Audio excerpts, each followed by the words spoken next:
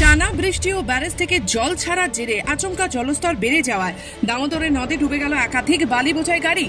বৃহস্পতিবার আমাদের ক্যামেরায় ধরা পড়ল সেই ছবি। ঘটনাটি পূর্ব বর্ধমান জেলার গোলশি থানার অন্তর্গত সন্ধ্যা বালিঘাট এলাকায়। নদীতে একসঙ্গে 15টি লরি তলিয়ে যাওয়ায় এলাকায় চাঞ্চল্য ছড়িয়েছে। স্থানীয় সূত্রে জানা গেছে, সোমবার রাতে সন্ধ্যা বালিঘাটে বালি তুলতে আসে বহু লরি। তাদের মধ্যে কয়েকটি লরি বালি বোঝাই করে বেরিয়ে গেলেও একটি লরিতে দেখা যায় যান্ত্রিক ত্রুটি, তা মাঝপথেই থেমে যায়। তার পেছনে থাকা আরও বেশ কয়েকটি লরিও আটকে পড়ে। এরই মধ্যে নদীতে হু হু করে বাড়তে থাকে জলস্তর। কিছুক্ষণের মধ্যেই একের পর এক লরি জলের তোড়ে ডুবে যায়। ঘটনাস্থলে থাকা একটি লরির চালকের অভিযোগ, যান্ত্রিক সমস্যার জন্য গাজনের চাঁদা নিয়েও অশান্তি চলছিল। সেই সময় ঘাট কর্তৃপক্ষ কোনো রকম সাহায্য করতে পারেনি।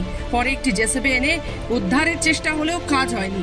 একজন স্থানীয় বাসিন্দার কথায় প্রায় 15টি লরি এখন নদীর নিচে, এখনো কোনো উদ্ধার কাজই শুরু হয়নি। ঘটনার খবর পেয়ে গোলশি থানার পুলিশ ঘটনাস্থলে পৌঁছয়। পুলিশ সূত্রে জানা গিয়েছে, লরির চালক ও খালাসিদের নিরাপদে সরিয়ে আনা হয়েছে।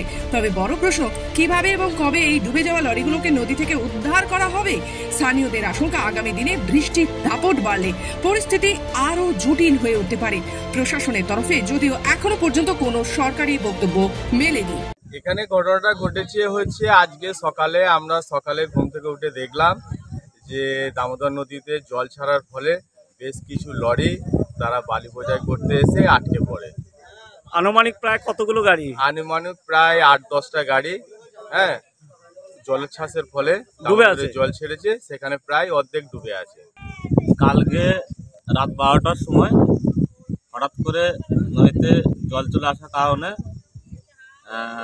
আনুমানিক 10 থেকে 15টা গাড়ি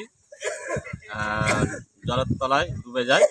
সকালবেলায় উঠে আমি যখন ব্রাশ টাশ করছি, কয়েকটা ছেলের মুখে শুনতে পেলাম যে নদীতে নাকি অনেকগুলো গাড়ি, লরি আর কি, বালির লরি ডুবে গেছে। আমি সকালবেলায় হাঁটতে এলাম, যে দেখছি তাই 15-20টা গাড়ি এসে ডুবে যাবে। পূর্ব বর্ধমান থেকে সুমন বিশ্বাসের রিপোর্ট, খবর বাংলা।